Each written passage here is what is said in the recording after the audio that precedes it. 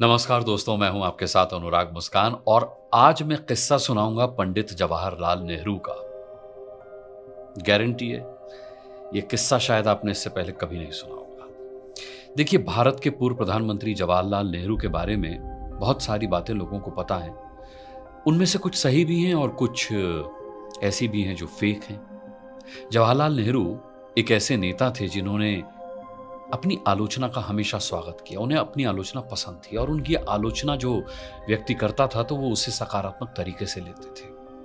मगर पंडित नेहरू का ये जो किस्सा है, ये उनकी सादगी का नहीं है, बल्कि उनके गुस्से का है। जी हाँ, प्रधानमंत्री रहते हुए गुस्से में एक बार पंडित नेहरू ने पिस्तौल निकाल ली थी।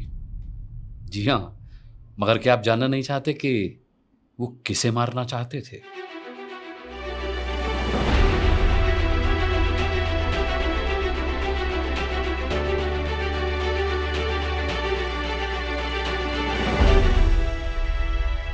तो आइए दोस्तों, शुरू करते हैं किस्सा और आपको बताऊं कि ये किस्सा है 1947 का, 1947 का। 1947 में उस वक्त का ये किस्सा है जब हाल ही में भारत का विभाजन हुआ था। इस विभाजन से बेहिसाब मारकाट मची।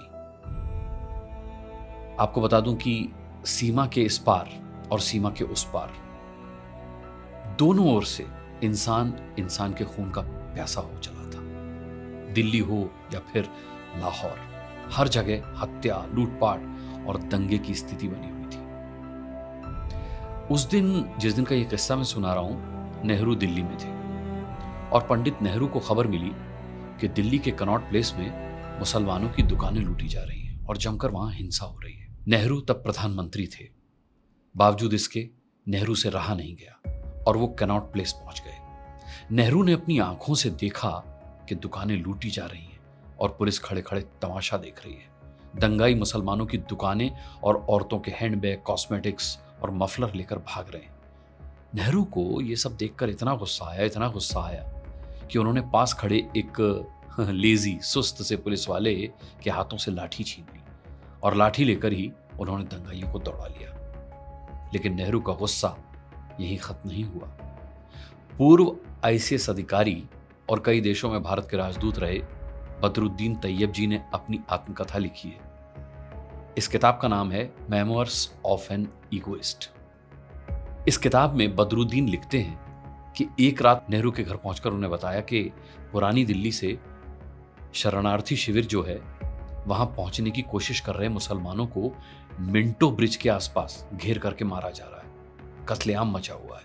बदरुद्दीन ने आगे लिखा है कि यह सुनते ही नेहरू तमतमा उठे और तेजी से सीढ़ियां चढ़ते हुए ऊपर चले गए और थोड़ी देर बाद जब वो उतरे तो उनके हाथ में एक पुरानी धूल से भरी हुई रिवॉल्वर थी।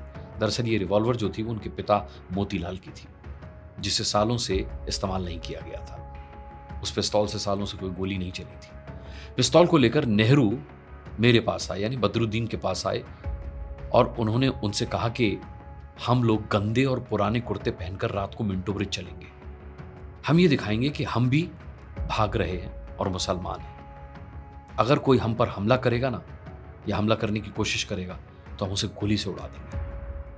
बदरुद्दीन आगे लिखते हैं कि मैं नेहरू की ये बात सुनकर हक्का बक्का रह गया। बदरुद्दीन आगे लिखते हुए बताते हैं कि दुनिया की सबसे बड़ी आबादी वाले देश के प्रधानमंत्री को यह समझाने में मुझे एड़ी चोटी का जोर लगाना पड़ा कि इस तरह के अपराध से निपटने के और भी बेहतर तरीके हैं। नेहरू ने इस तरह का आवेश इससे पहले भी कई बार दिखाया है। इसीलिए माउंटबेटन को हमेशा इस बात का डर लगा रहता था कि नेहरू का इस तरह से आवेश में आना एक दिन उनकी मौत का कारण बन सकता है। इसीलिए उन्होंने नेहरू की निगरानी के लिए कुछ सैनिक लगा रखे थे। दोस्तों, अब द बिग बेंच पर बैठकर सोचने वाली बात तो यह है कि क्या अब इस बात की कल्पना भी की जा सकती है कि छोटे मोटे अपराधों को रोकने के लिए किसी देश का प्रधानमंत्री दंगाइयों को डंडा लेकर दौड़ा दे या अपराधियों को रोकने के लिए खुद रिवॉल्वर तानकर खड़ा हो जाए? शायद नहीं की जा सकती। बताइए, देश के पहले प्रधानमंत्री पंडित जवाहरलाल नेहरू का यह किस्सा आपने इससे पहले कहीं सुना था क्या? ऐसे ही अनसुने और सच्चे किस्से लेकर के किस्सा जंक्शन में मैं हाजिर होता रहूंगा। अगला किस्सा लेकर बहुत जल्द आपके सामने आता हूं। तब तक के लिए अपना बहुत बहुत ख्याल रखिएगा। मुझे इजाज़त दीजिए। नमस्कार।